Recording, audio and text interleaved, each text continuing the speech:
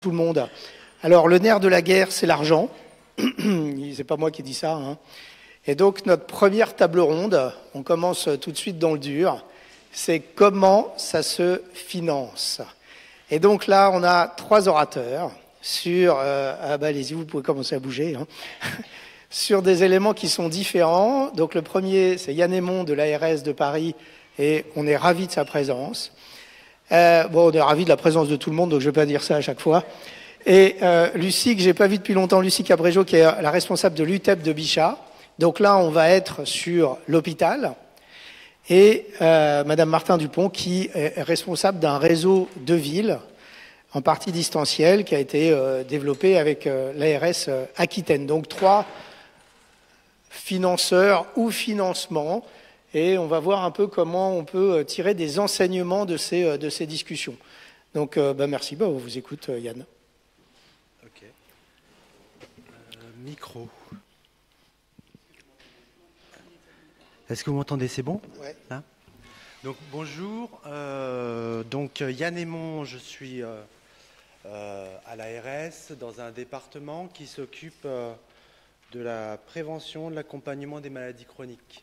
Donc il y a l'ETP et bien d'autres choses comme le sport santé, le diabète, le suivi d'autres pathologies chroniques, cardiométaboliques on va dire, et les enjeux sur les déterminants de santé, dont la nutrition et l'activité physique qu'on retrouve beaucoup dans les programmes d'ETP.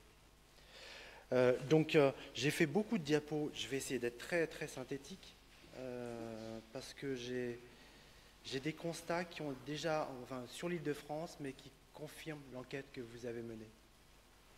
Voilà. Oui. Ah. J'ai peut-être prendre le micro comme ça. C'est quoi? Ah, c'est la flèche. Ok. Donc, vue globale des enjeux et des actions, je vous présente...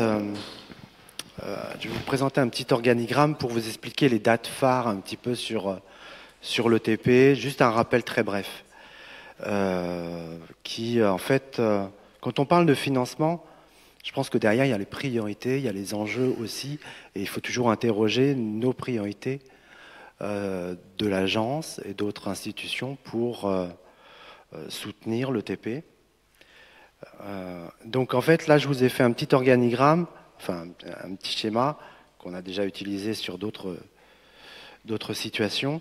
Juste pour vous rappeler les dates phares, il y a eu une évolution importante depuis la loi HPST, donc depuis 2009. Et on l'a scindé en 3 périodes. 2010-2015, en fait, on était dans une phase où c'est l'application des textes, des décrets sur les conditions de réglementation de l'ETP. Il y avait le cahier des charges, et c'est à ce moment-là qu'on a vu arriver la première vague sur l'ETP, et c'est quasiment le gros de l'ETP a été autorisé en 2010. Et après, en fait, maintenant, cette année, en 2023, en fait, on a toujours ces programmes-là, mais qui ont été renouvelés progressivement tous les 4 ans. Donc, 2010-2015, c'était les décrets du 2 août 2010 en application. On a commencé à mettre en place un outil de cartographie, puisque à l'issue de la grande phase d'autorisation, de première autorisation, on avait une offre, et il fallait commencer à communiquer pour rendre lisible l'offre d'ETP pour les acteurs. Premier constat lors de cette période-là, 2010-2015, et qui demeure en fait, c'est 80% hospitalier, 20% en ville. Donc une offre très déficitaire en ville. Et donc, en fait, dans cette période-là, nous, institutionnellement, on avait, avec plusieurs acteurs, le schéma régional de prévention à construire et d'autres outils de planification en matière de santé. Et donc, en fait, ce constat nous a permis d'inscrire des objectifs de développement de l'ETP de proximité et de TP en ville, quoi, essentiellement. Et ça veut dire que tout en bas, la mise en œuvre, à partir de 2012-2013, on a commencé à s'interroger sur est-ce qu'on va isoler des crédits pour soutenir la ville et par quels moyens on va soutenir la ville. Et donc on a lancé des appels à projets. À partir de 2012-2013, on a lancé des appels à projets. 2013, c'était un appel à projet assez innovant parce que on a isolé des crédits pour soutenir des initiatives d'acteurs qui n'avaient pas encore des programmes de TP très mûrs, mais on leur donnait des crédits d'amorce en donnant 3 ans pour une échéance de 3 ans pour déposer leur programme à l'ARS. Et donc, en fait, pendant 3 ans, réunir tous les enjeux autour de la compétence, l'ingénierie, de la formation, etc. Bref, s'autoriser le temps pour déposer le programme de TP. C'est le principal problème, quand même. Donc, 2015-2021, comme bon nombre le savent, c'est là qu'on a vu arriver les phases de renouvellement. Au bout de 4 ans, on doit renouveler les programmes. C'était pendant le régime d'autorisation. Et donc, 2015-2021, il y a eu la phase 2015 de renouvellement et 2019. Donc, on a de nouveau, pendant cette période, on a eu une succession de deux évaluations quadriennales, on va dire. Donc, à l'occasion de la première évaluation quadriennale de 2015, par exemple, jusqu'en 2015, il n'y avait pas d'outil de reporting des programmes de TP. Donc, chaque année, on n'interrogeait pas. Donc, c'est en 2015, au bout de 5 ans, enfin, en clair, enfin 4-5 ans, on a découvert qu'il y avait des programmes qui n'avaient jamais été mis en œuvre. Donc, il n'y avait pas de suivi annuel, en clair. Donc, les outils de pilotage, c'est qu'à partir de 2016-2017, on a commencé à construire des outils des enquêtes annuelles, en fait, en clair. Travailler avec la PHP et d'autres acteurs, on a identifié des indicateurs qu'on allait réclamer chaque année. Et maintenant, je crois que tous les acteurs porteurs de programmes sont habitués à nous voir arriver à partir d'avril-mai avec nos outils. 2010-2015, quand je parle, j'avais oublié le volet écosystème, mais vous voyez que dans l'écosystème a un petit peu évolué, c'est que progressivement, le paysage se compose d'acteurs nouveaux. Et 2010-2015, les acteurs comme les UTEP, les UTEP n'étaient pas nouvelles, mais on les a soutenus davantage et suivis davantage au niveau de l'agence.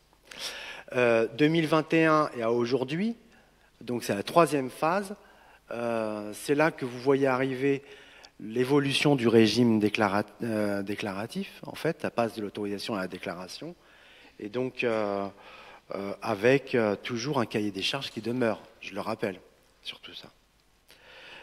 Et un écosystème qui a évolué, puisque on entend parler maintenant de CPTS et de DAC, dispositifs d'appui à la coordination.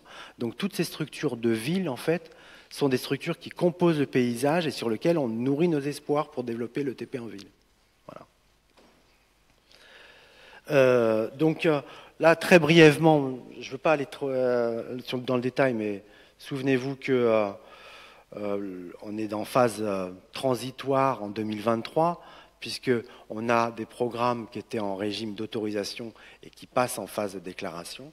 Et en tout cas, à partir de 2025, tous les programmes qu'on aura seront en mode déclaration. Et donc, je rappelle que le cahier des charges n'a pas évolué. C'est simplement les modalités de dépôt qui ont changé dans les programmes de TP.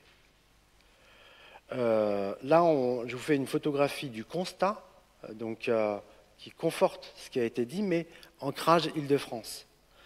937 programmes, on a en Île-de-France, donc la région la plus importante en termes de volume. Sur l'asthme, allergie, on en a 45 programmes, donc peu, on va dire.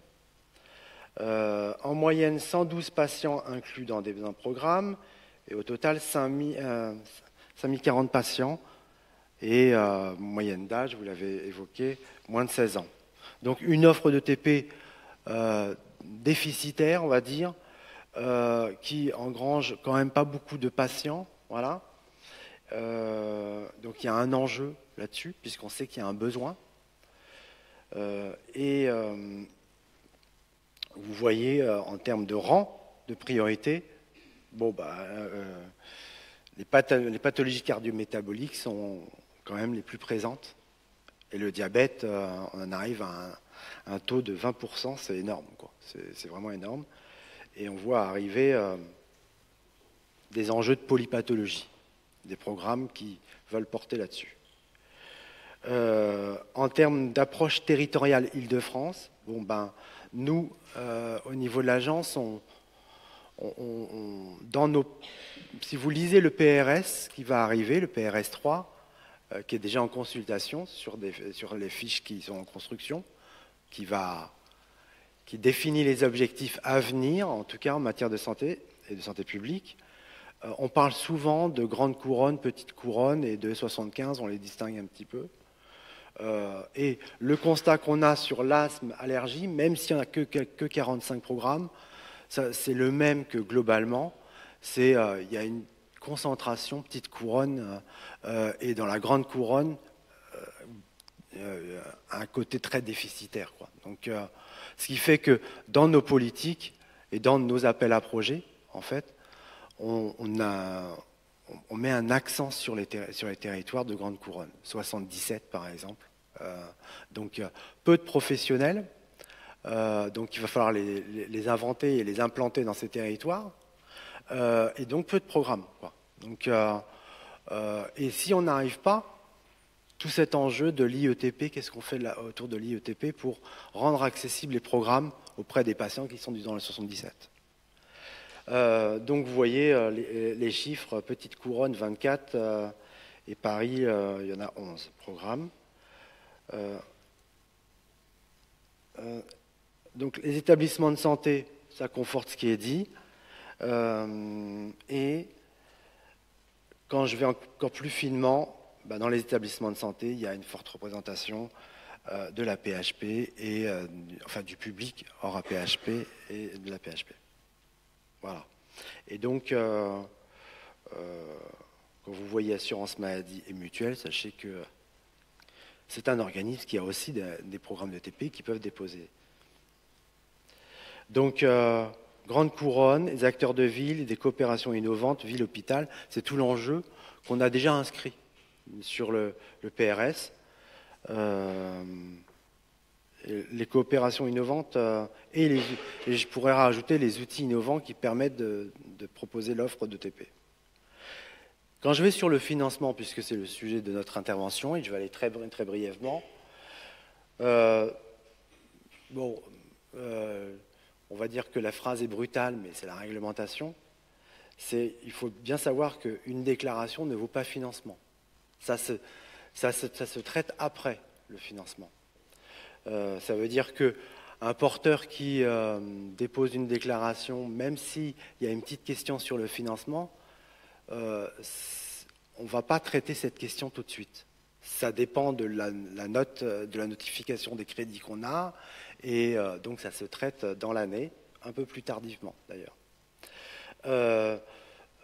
Donc même si ça ne vaut pas financement, l'ARS et le ministère en tout cas a identifié une ligne spécifique, donc a souhaité rendre lisible le soutien au développement de l'ETP. Et donc nous, on a un fonds d'intervention régional qui a été créé, qui consolide toutes les enveloppes de la prévention aux soins, etc., et notamment la mission d'intérêt général. Et donc c'est dans ce que vous pouvez entendre parler de ça, du FIR, le fonds d'intervention régional, qu'on a une ligne ETP qu'on soutient et qui nous permet de soutenir les programmes d'ETP. Voilà. Donc ces crédits sont versés à la structure porteuse du programme et qui a reçu la déclaration. Donc c'est pas le responsable et souvent l'établissement de santé. Voilà. Et par ailleurs, une diversification au-delà des programmes d'ETP. On a compris aussi qu'il fallait soutenir les dispositifs d'appui aux acteurs pour avoir des programmes qui émergent dans les territoires. Donc, il y a des structures de ville, le pôle ressources régionales en ETP. Dans le 95, il y a une autre association qui est la coordination 95. Et dans l'hôpital, il y a les UTEP, les unités transversales d'éducation du patient. Voilà. Donc, les ARS orientent leur financement en fonction des priorités et les appels à projets ciblés, en fait, sont très spécifiques à des actions innovantes. En termes de documents fondateurs, il y a deux éléments importants. C'est que en 2008, il y a eu un guide fait par les URCAM, donc les unions régionales des caisses d'assurance maladie qui n'existent plus, qui sont rentrées dans les ARS en fait en 2010, excusez-moi. Et donc il y a eu un guide qui permettait, sur la base d'une enquête que l'URCAM avait fait, il y avait un modèle de financement pour le soutien au développement en ville. Et là, on a vu arriver le modèle forfaitaire des 250 € pour la ville. Et après, on a eu, en 2012, le guide DGOS, donc ça c'est pour les crédits hospitaliers, et c'est qui finance les missions d'intérêt général. Et donc certaines missions d'intérêt général sont passées dans le FIR ensuite. Et donc dans ce guide de contractualisation, c'est là que ça a entériné ce modèle des 250 €. Voilà. En faisant une extension sur toutes les structures, quel que soit le secteur, ville, hôpital. Voilà. Donc la MIG inclut les programmes de TP développés sur un mode ambulatoire, donc on ne finance pas l'hospitalisation complète. Donc l'hospitalisation complète peut déposer un programme de TP, mais ne sera pas financée parce qu'elle est financée par ailleurs. Et donc pas sur le FIR. Donc par l'assurance maladie en clair. Et un programme peut comporter plusieurs séances individuelles, etc. Donc 250 €. Voilà. Ça, c'est notre repère, notre modèle. Je vais zapper les détails. C'est pas le plus important. Donc, ce qui est retenu, c'est on a les 250 €. Nous, on va jusque-là, mais on sait que la pratique des acteurs, enfin les besoins des acteurs, va au-delà des 250 €. Voilà. Donc, dans un programme, les 250 €, c'est 3 séances. Quelquefois, on autorise des programmes avec 10 séances, 10 ateliers. En psychiatrie, par exemple, c'est le cas. Donc, ça veut dire qu'il y a une incitation au cofinancement parce qu'on ne peut pas monter plus haut pour l'instant au regard de l'enveloppe qu'on a. Voilà. Et donc, par pure transparence, voilà le constat qu'on se fait, nous, par rapport au montant forfaitaire proposé, enfin, que les promoteurs nous mettent en évidence, en fait, à travers nos enquêtes.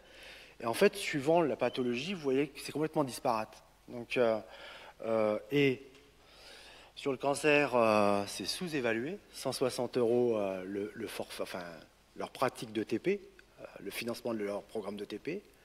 Et ça peut aller jusqu'à un extrême VIH. Voilà. Donc, nous, c'est quelque chose qu'on doit travailler avec la DGS, en fait, le niveau national, parce qu'en fait, on veut peut-être affiner sur ne faut-il pas plutôt des modèles forfaitaires par pathologie, différents en tout cas. Mais quoi qu'il en soit, l'une des hypothèses, c'est qu'il y a des enjeux de complexité du patient. Et finalement, sur certaines pathologies, peut-être que les séances développées, c'est la réalité.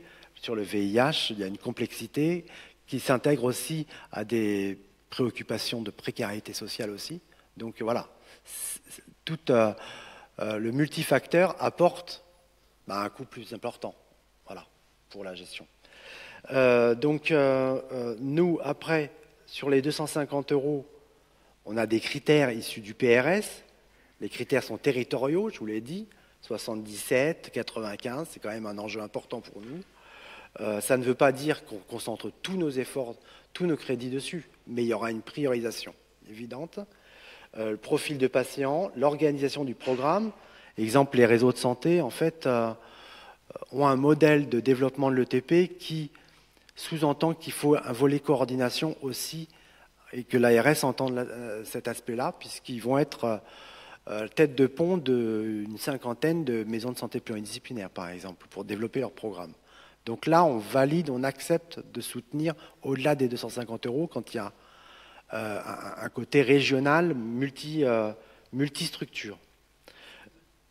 Pardon ? C'est combien ? Ça dépend des réseaux de santé, mais ça va entre 400 et 600. Voilà. Pour un panel, bon, concrètement, ça fait le financement d'un coordinateur, quoi, au sein du réseau. Voilà. Donc, un outil unique qui nous permet de travailler sur le financement des hôpitaux, de la ville, etc., c'est l'enquête annuelle qu'on a systématisée depuis 2016-2017. C'est un élément indispensable. Celui qui ne remplit pas, on ne va pas le traiter.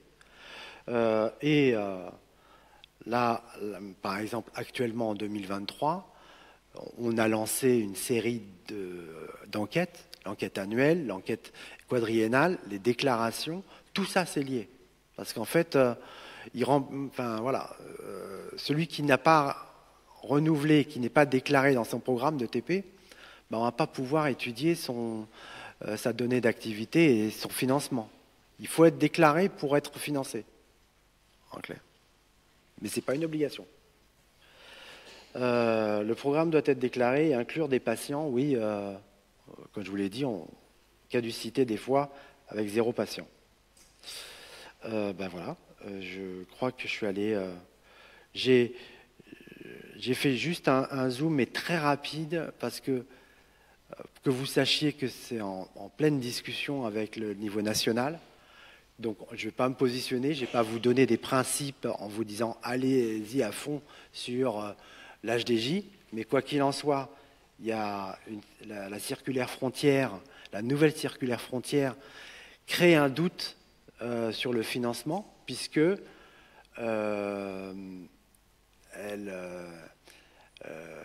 elle définit les critères qui permettent de facturer au niveau de l'assurance maladie, auprès de l'assurance maladie. Et dans les critères, elle met en évidence qu'il faut des interventions, et dans les interventions, elle évoque des séances de TP. Voilà. Donc ça veut dire que, en gros, il peut y avoir un risque de doublon entre nous, ce qu'on finance ARS avec le FIR, et puisque l'assurance maladie, si c'est tarifé au niveau de l'assurance maladie, qu'il y a un financement fait par l'assurance maladie, et grosso modo, il va y avoir un courrier de l'assurance maladie 1 an plus tard pour demander le trop perçu, puisqu'on va réaliser le double financement. Donc en fait, la question c'est, est-ce qu'on incite en fait à basculer en HDJ, puisque qu'on soit clair, le forfait est un tout petit peu plus important en termes de remboursement si ça passe au niveau de l'assurance maladie.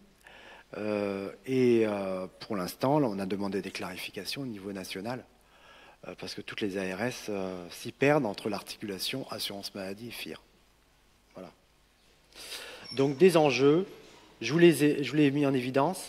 Sur le financement de l'ETP, ce qu'il faut retenir, c'est que on analyse le financement de l'ETP au regard de priorité, il faut être déclaré, ce n'est pas systématique, mais on finance des programmes d'ETP. Donc ça veut dire que le gros enjeu que vous avez dans vos têtes, c'est quid des séances isolées, les séances hors ETP. Et à l'heure actuelle, ça, à part lors de la certification dans les hôpitaux avec l'HAS, qui sont valorisés, mais c'est pas tarifé quoi, pour l'instant. Donc, et là, pour l'instant, on ne s'est pas engagé sur des financements dans toutes les ARS.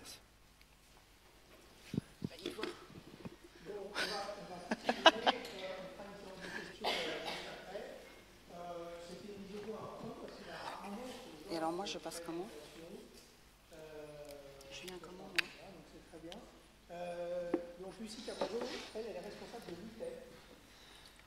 Quand on travaille dans un hôpital,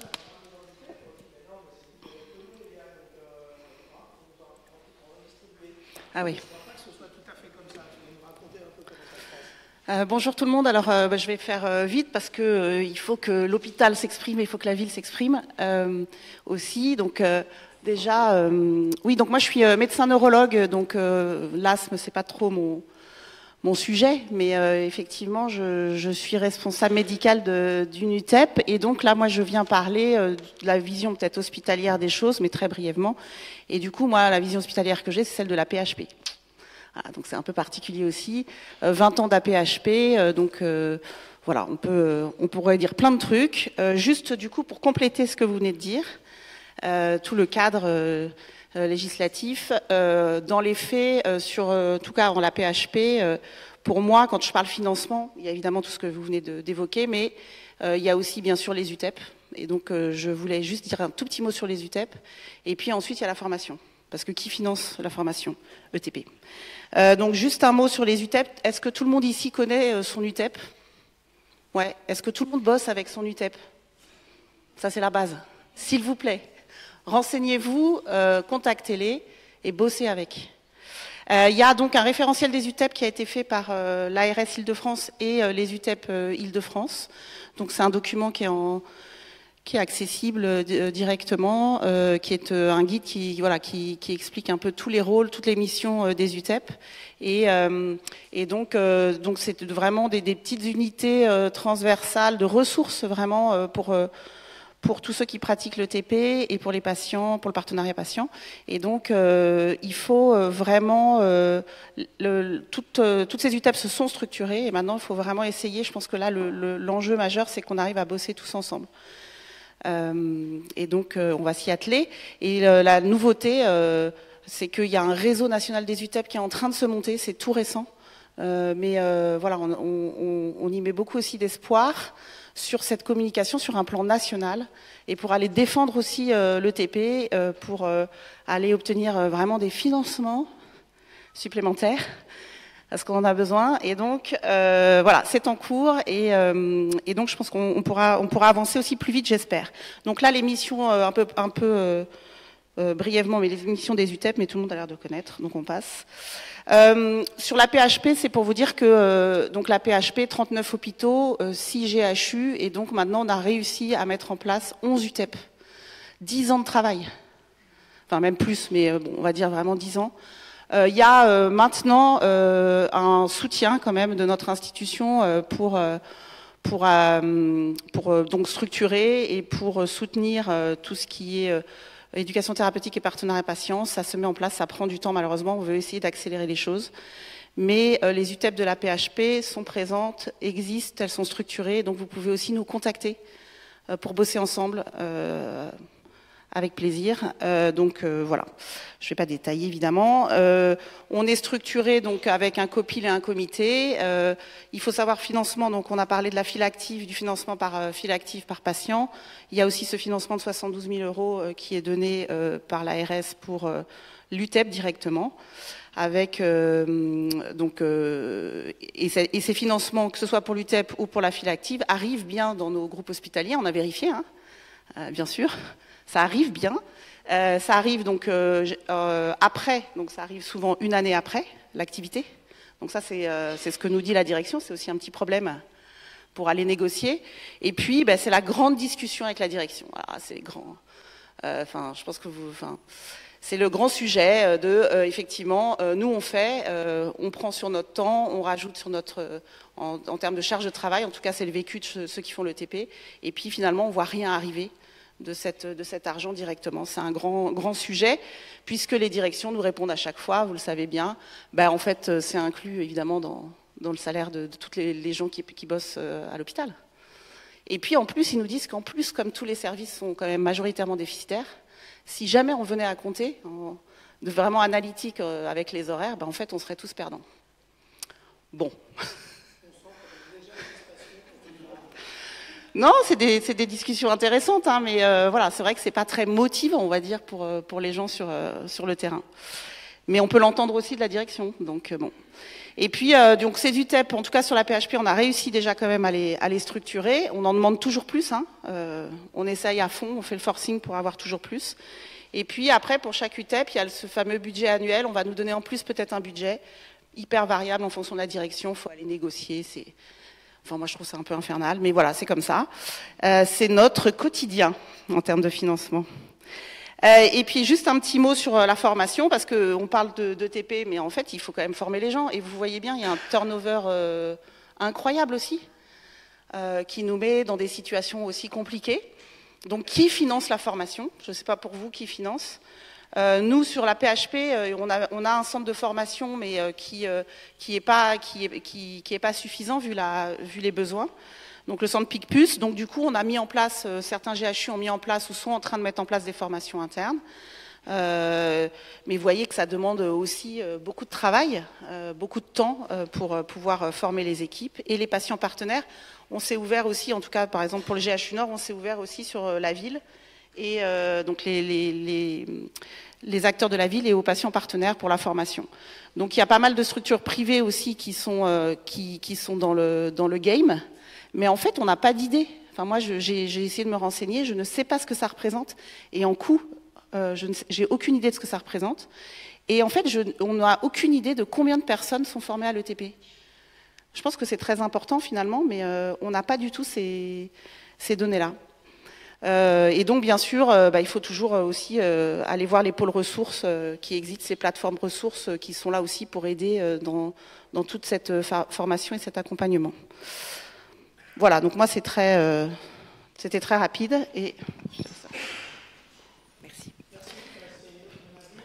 Alors, alors, ça ne fait pas beaucoup d'équivalent temps plein dans tout ce que tu nous as mis. Et puis, effectivement, la formation, c'est une vraie question. Alors, on n'a pas parlé beaucoup de villes, hein, parce qu'il y avait beaucoup d'hôpitaux. Il y a même l'HDJ qui rentre en ligne. Donc, on voulait aussi montrer ce qui pouvait se faire en ville, parce qu'il y a un vrai déficit de ce côté-là. On avance comment avec quoi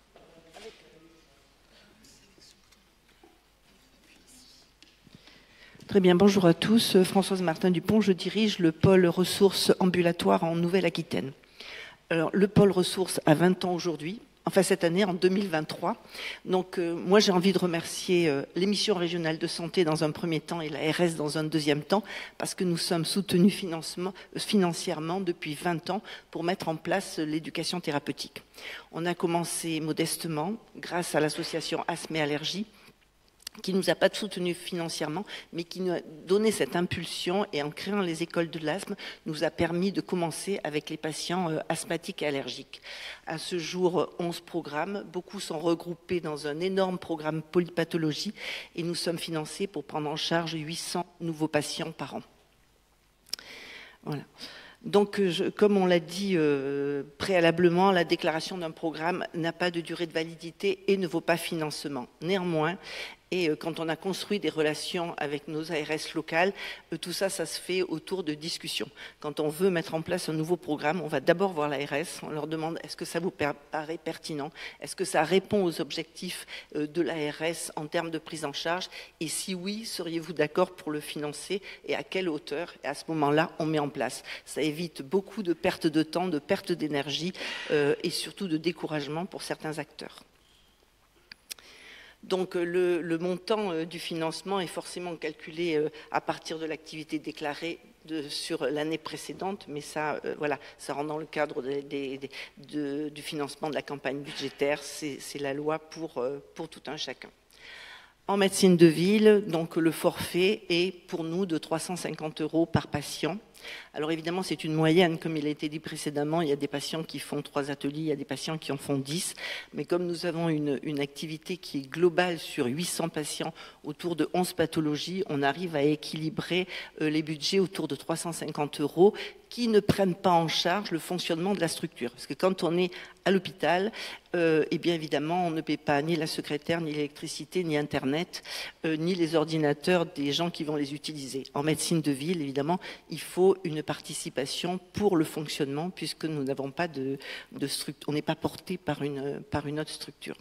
Ce qui fait que le coût global par patient tourne autour, en tous les cas chez nous, environ entre 500 et 520 € par patient, voilà, par an. Ça peut être variable, mais c'est autour de ça. Donc les principes de financement, bon ça a été dit, je vais donc pas y revenir. Bien sûr, il y a la dotation globale et puis voilà qui permet de financer des appels à projets sur des appels à projets, sur des appels à candidature, sur des appels à manifestation d'intérêt et puis le programme porté par des équipes mobiles en ville. Voilà. Autre source de financement possible quand on est en médecine de ville. La mutuelle sociale agricole porte un programme ETP polypathologie et finance un forfait de 1100 € par cycle de 4 à 5 patients. Voilà, en fonction bien sûr du nombre d'ateliers et de leur coordination. Et puis la conférence des financeurs finance aussi des projets de prévention à destination des patients de plus de 60 ans, comme les préventions dans le vieillissement et la perte d'autonomie. Tout ça, effectivement, sont des possibilités et bien sûr, si on peut avoir plusieurs sources de financement, c'est encore mieux. Alors, je vous dirais un mot de l'ETP numérique parce que, évidemment, au moment du Covid, on s'est aperçu que les patients étaient seuls chez eux complètement. Le parcours de soins était rompu et très vite, puisque dès 2 jours après le premier confinement, on a mis en place notre premier atelier en distanciel. On avait la chance dans l'équipe d'avoir quelqu'un qui sortait du monde de la communication et ça a été extrêmement aidant. Donc nous avons acquis une expertise dans le distanciel, dans l'ETP en distanciel, en créant des nouveaux outils et utilisant des nouveaux systèmes de communication. Et puis à ce jour, nous avons remporté un AMI pour un projet exclusivement numérique d'éducation thérapeutique, alors dans le surpoids et l'obésité, mais c'est assez transversal à un certain nombre de pathologies, donc il y a des comorbidités et bien sûr on prendra d'autres patients en charge. C'est un AMI qui a été national, qui a été remporté donc par notre structure, le pôle ETP, et qui va mettre en place cette plateforme. Elle sera effective à partir du mois de juin 2023. Voilà. Bien sûr, autour, pour qu'une structure en éducation thérapeutique fonctionne en médecine de ville, je crois qu'il faut s'interroger sur 2 autres champs. Le premier champ, c'est l'accompagnement des structures qui veulent mettre en place, ou des équipes qui souhaitent mettre en place de l'ETP. Et nous avons cette expertise aussi qui nous permet d'aider les équipes à aller chercher des financements, quel qu'il soit, parce que quand on est professionnel de santé en ville, la tête dans le guidon, on n'est pas toujours au fait de ces possibilités de financement. Et puis la deuxième partie qui a été évoquée aussi, c'est la formation. Le pôle ETP a accolé à cette association de loi 1901, puisque en tous les cas, l'État ne finance pas de société commerciale, donc nous sommes une association loi 1901, a accolé un centre de formation pour les professionnels de santé, et donc depuis 2008, bien avant la loi HPST, on formait des gens à l'éducation des professionnels de santé, à l'éducation thérapeutique et des patients experts, bien sûr, et il y en a quelques-uns dans la salle. Je vous remercie.